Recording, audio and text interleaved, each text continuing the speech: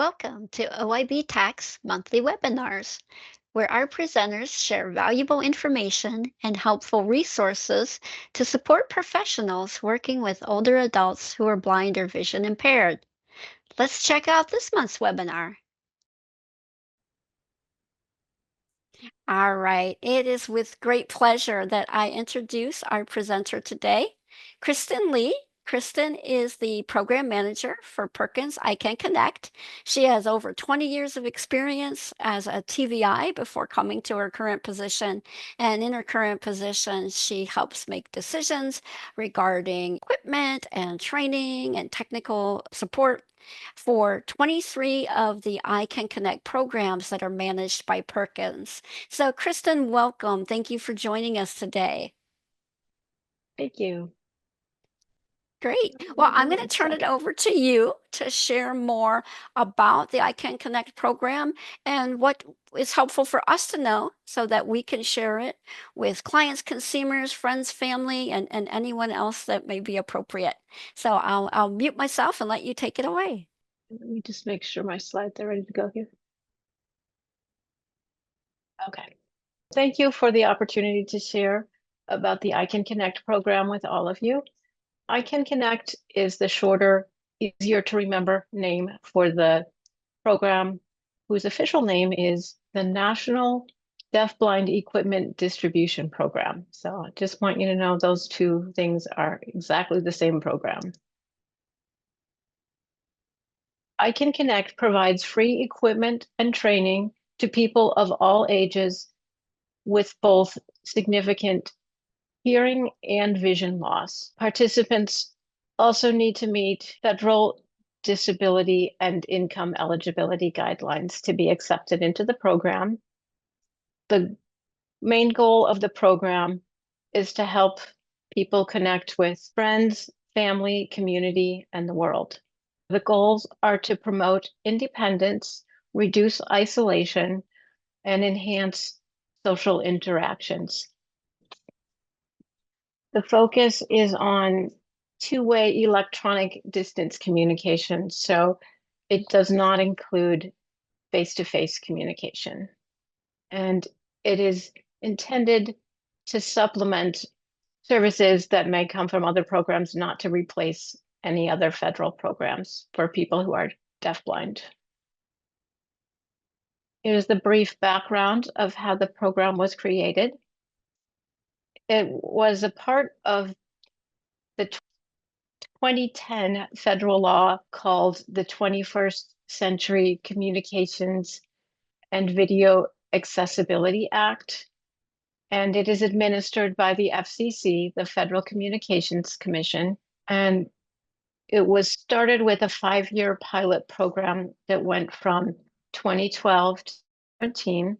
So on July 1st, 2017, it became a permanent program, and it's currently in year 13. It's for eligible US residents in the 50 states, Washington, D.C., and the territories, including Samoa, Guam, Northern Mariana Islands, Puerto Rico, and the US Virgin Islands. There's an organization in each state and territory that runs the local program, and all of you can find the local contact in your state by going to the iCanConnect.org website and then clicking on your state. And all of that contact information gets updated as it changes. That's another one of the things that Perkins does for the national program. And for anybody who does not have internet access, there is an 800 number that goes to a call center where people can obtain their local contact information. The phone number is 800-825-4595. So the areas of eligibility include the disability verification. So an applicant has to have a significant combined vision and hearing loss that causes difficulty in attaining independence in daily life tasks.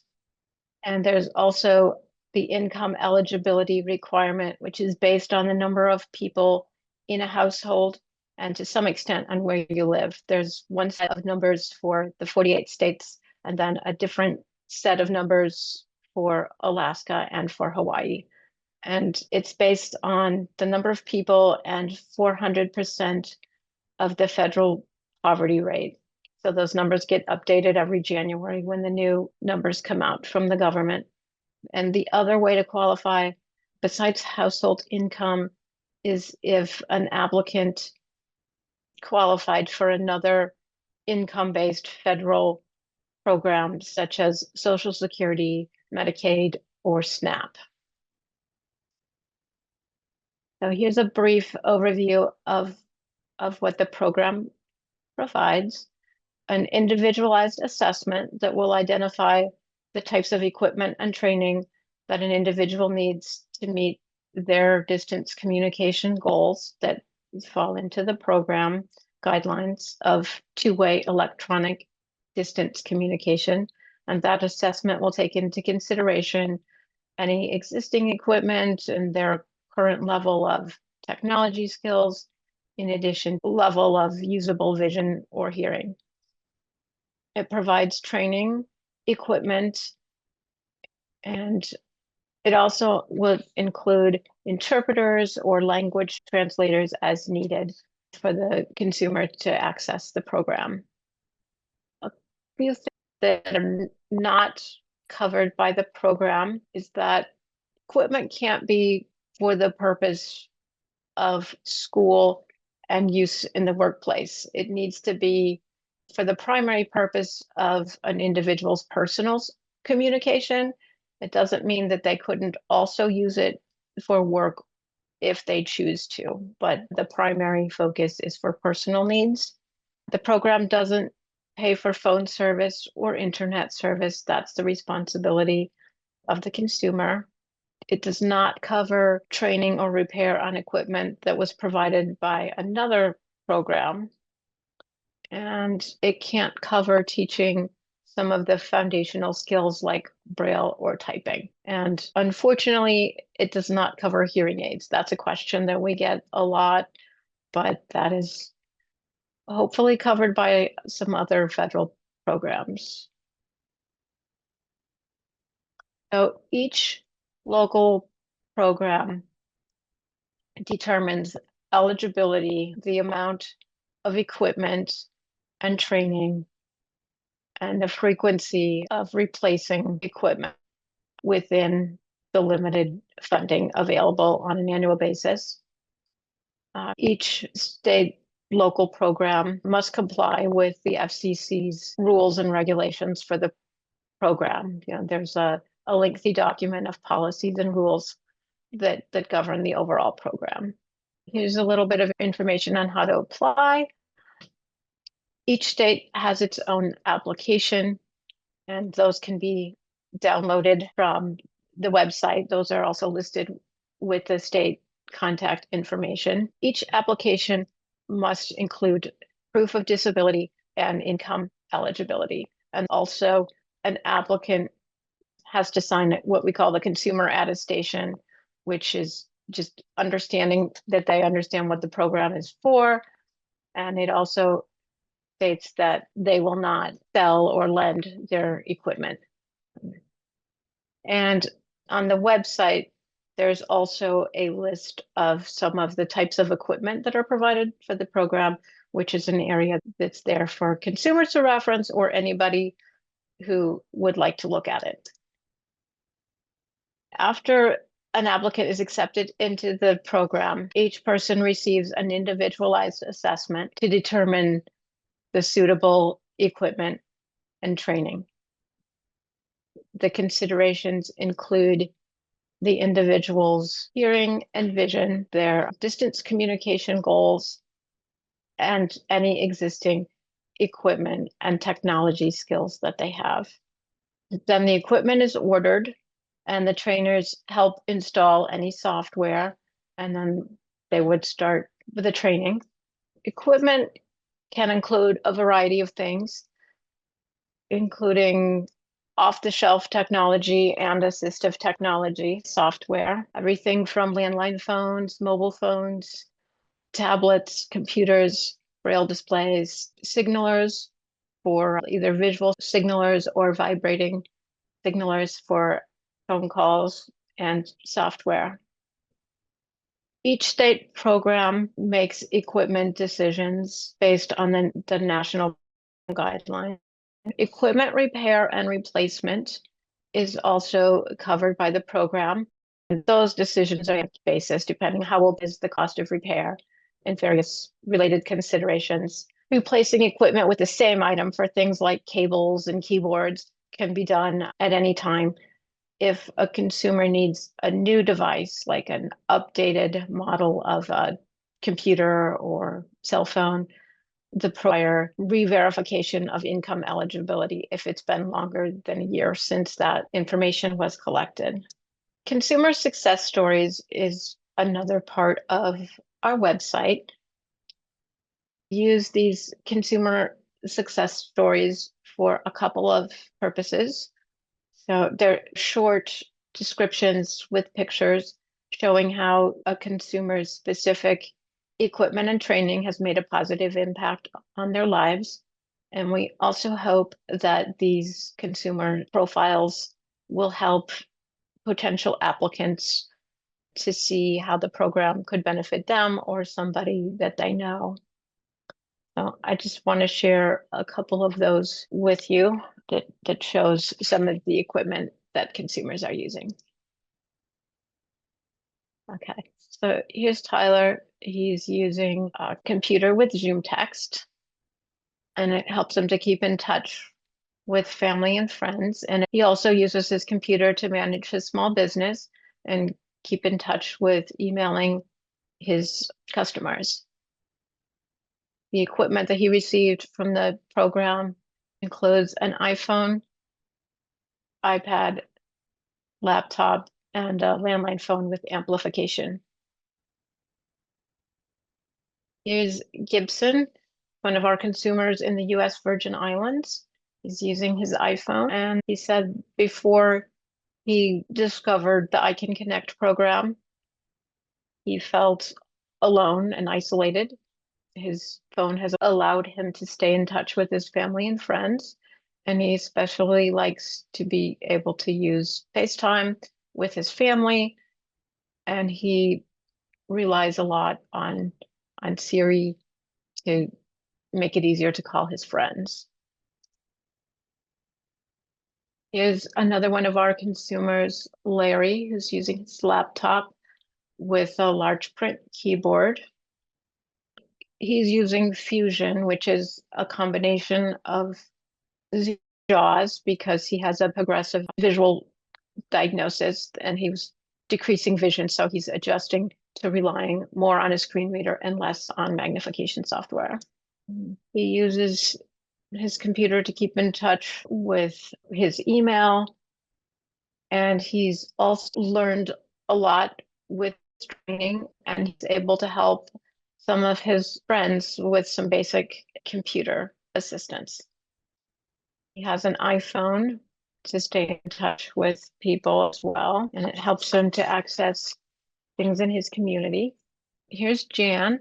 She's using a CapTel phone, which has visual captions that she can read while she's making a phone call. She speaks into the phone, and then there's an interpreter that edits the text of what the person she's talking to is saying so that she can hear some of it, but also have the visual output for reference. She's an artist and she lives far from her family and friends, so she relies on her phone to keep in touch with many of them. She has a landline phone with amplification as well as a mobile phone. She uses her iPhone to take pictures and share them. This is Jasper, I believe, is the youngest iCanConnect consumer that we've had in the program. He's 2.5, and he got an iPad to be able to see his dad and communicate with him when his dad's away for work. Before he got his iCanConnect equipment, they tried to use his mom's iPhone, but that was too small for him to be able to see well. Here's the website and the phone number for anybody who wants to jot down that contact information. Hopefully, this program will be a good resource for some of your consumers or just anybody that you happen to meet who is struggling with the combination of hearing loss and vision loss. And hopefully we have some time for any questions that you have. Great. Thank you so much, Kristen. And yes, we will have time for questions. But first, I wanted to thank you for sharing examples of real life folks using the iCanConnect equipment and just sharing how the program helped them. I know one of the things for me, I was always familiar with the fact that iCanConnect provided equipment, but I really was not as familiar with the training piece of it. So I find that really interesting. I also do want to recognize and thank our sign language interpreter, our ASL interpreter, Neil, is here. So thank you and welcome, Neil. But we're going to open it up now for anyone who may have questions for Kristen about the iCanConnect program.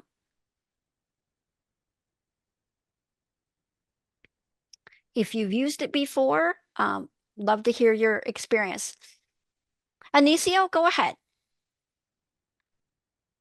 Thank you, Jennifer. So I happen to be a trainer in the iCanConnect program, and I just wanted to echo the words from Kristen. I mean, it's a wonderful program. I've seen such incredible stories with people that I've worked with that where the equipment and the training has enabled them to regain their not only their contact with family and friends, but their self-confidence that has gone on to has transpired into a lot of other things, activities of their life. So the other thing that I often find when I talk about I can connect to folks within ACB and other groups, civic groups I belong to, is the fact that people will think, oh no, I won't be eligible because I can still hear or I can still see.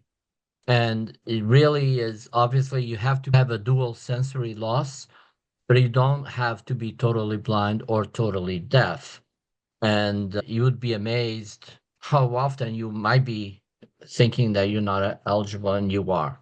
The other thing that might be helpful, Kristen, I don't know if you have the information in front of you, it might be helpful just to give an idea of what the 400% of poverty level is. Because again, you don't have to be totally I don't know what the word is, but you may still be able to be eligible when you have some income coming to you. So thank you. Thank you, Anicia. Excellent Yes, points. thank you for those points. And that is why we, instead of saying deafblind, we often say, hearing loss, vision loss, to try to, kind of get more people to understand that it is the whole spectrum of the combination of those two things. And I don't actually have the numbers in front of me, but like I said, it depends on the number of people in the household. But I want to say, don't quote me on this number, but for like a household of one person, it's probably like close to 60,000, maybe a little above or below that. And then it's roughly like $20,000 more for each additional person in the household. That would be the 400% of the poverty level.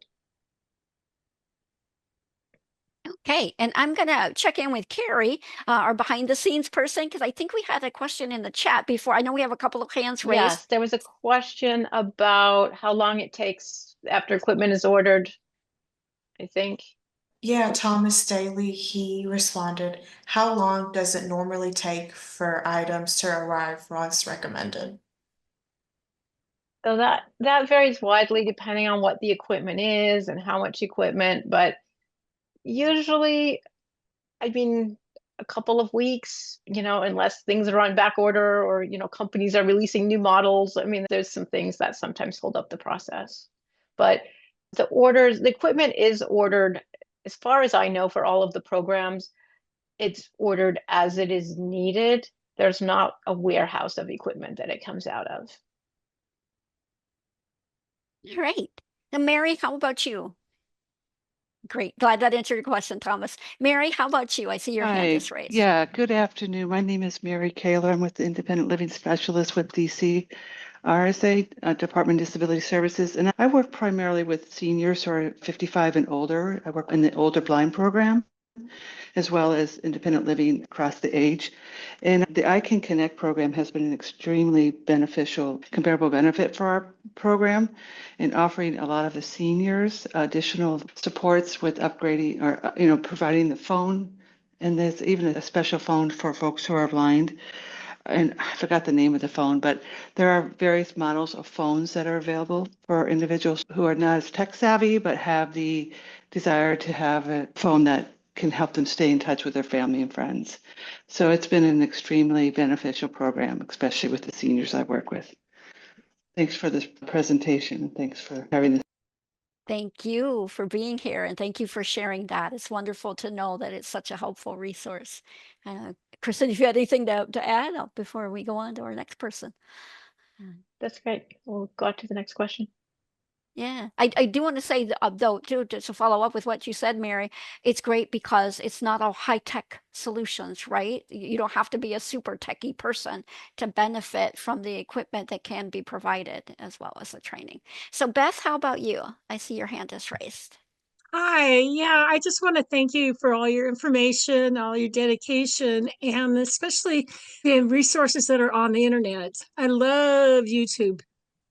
And you have all your Yeah. videos up there, and just taking the time to go through them is real helpful. I am a service provider with independent living in my area, and so I appreciate getting some of this training and also to have it available for my clients. So thank you so much. Well, thank you. And Kristen's contact information and the website, iCanConnect website, are posted on our webinar page as well. So you can find them there.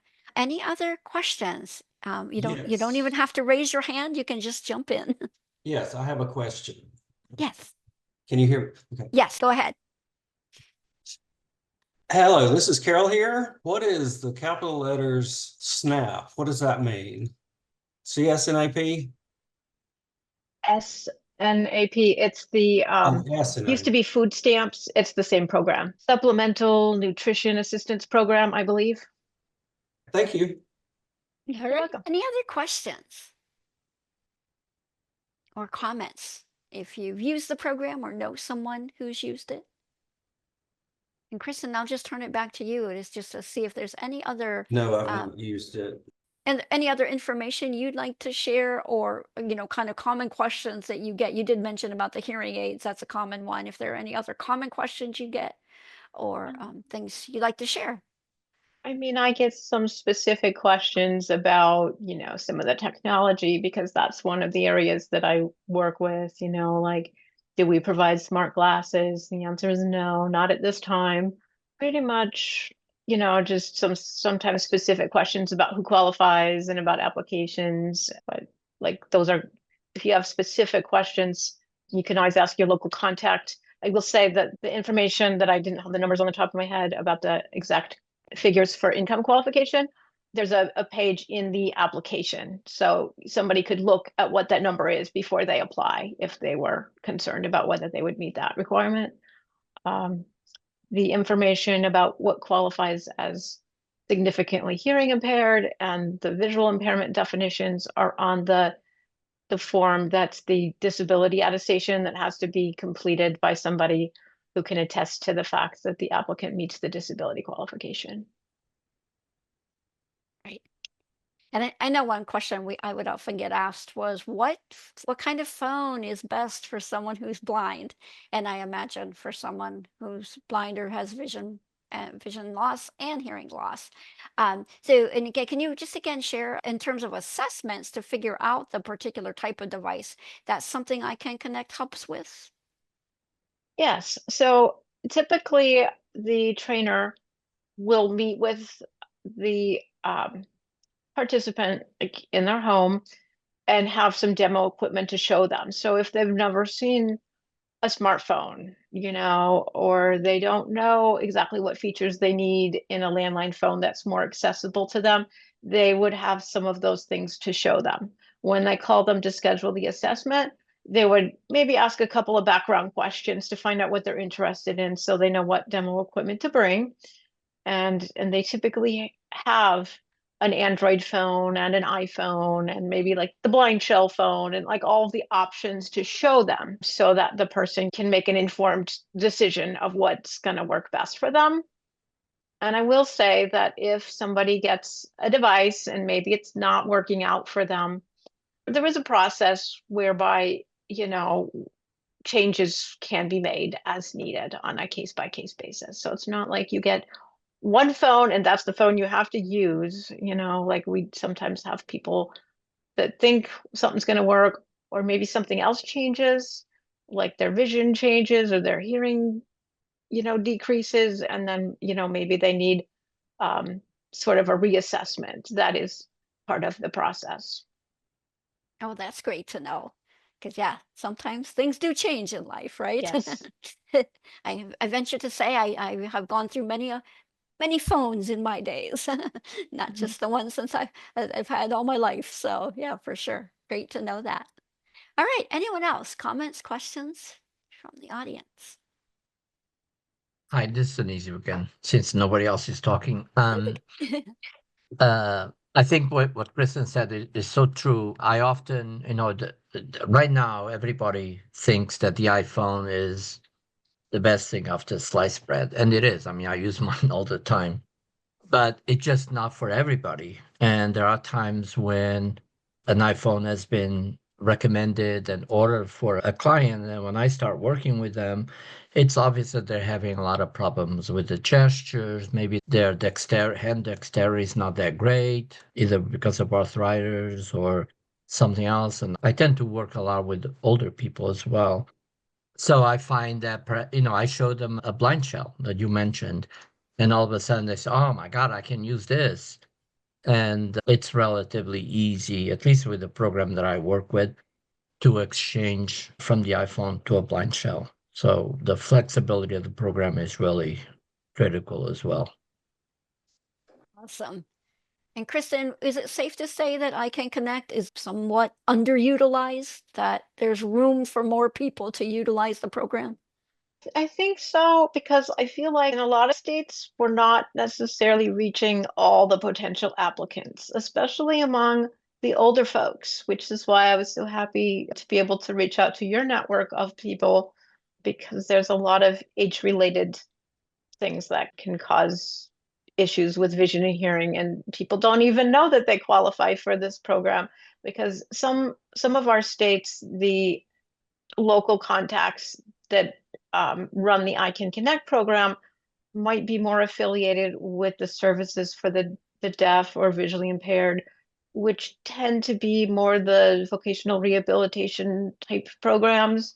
I think there's always room for more applicants in the program, and I think especially the people that are a little bit older that aren't, in other programs related to work goals and school, just reaching them. So that's why I was especially grateful for this opportunity to talk to your program, because I know that you work with people over 55, which is, I think, kind of the biggest growing area that needs to know about iCanConnect.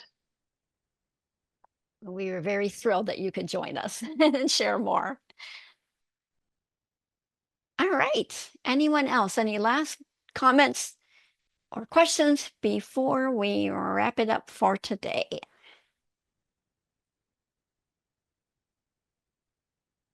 Oh, just as an FYI, I'm going to paste iCanConnect's website into the chat if it's helpful for anyone. That'd be great. Thank you so much, Carrie. And again, you can also find that link on our webinar page along with Kristen's contact information. And as starting next week, probably near the end of next week, you'll be able to access the recording of today's presentation or share the link to it. The transcripts will be available as well. And again, you can go to OIB-TAC.org.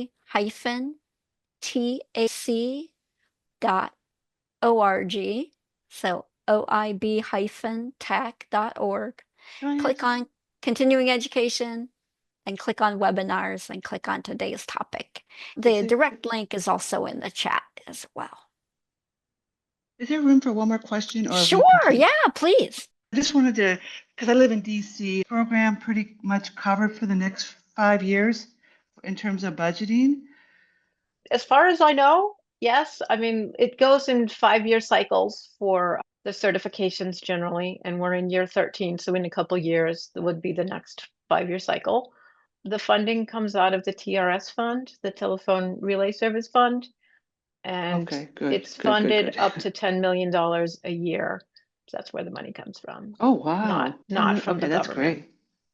That's cool. That's good to know. I mean, it's That's a good. government fund, but it's not like a congressional appropriation. It Good also to know. hasn't changed in 13 years. So like, we always hope that it Okay. will be reauthorized. The 21st Century Communications Access Act, that hasn't gone through Congress yet. So there's a chance that it could be expanded, but no news on that.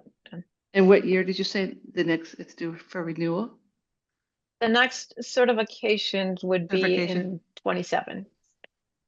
2027. Okay. Yeah. All right. Thank you so much. Great question. Thank you for that. All right. One last chance for any other questions before we wrap it up. They can email me, or if they think of more later, my contact information's there. So Please do. And I know, Kristen, Perkins does manage, you probably mentioned this, I'm sure 23 of the programs. The other programs, if you go to the iCanConnect website, they can find out the contacts for those other programs there, correct? Yeah. So, all right. Well, with that, I'd like to just again officially thank Kristen for joining us, thank Neil for joining us, thank Carrie for all her behind the scenes work, and hope you all will help spread the word about iCanConnect and connect people who have both combined vision and hearing loss at any levels to the services and programs and resources that iCanConnect has to offer. And we also hope that you'll join us back April 25th for our next webinar, Exploring Effective Models for Retreat Training. So until then, take care and have a wonderful day. This has been OIB-TAC's monthly webinar. Thanks for tuning in. Find recordings of our past webinars on our YouTube channel and discover all of our many resources at OIB-TAC.org. That's OIB-TAC.org. Like us on social media and share our resources with your colleagues and friends. Until next time.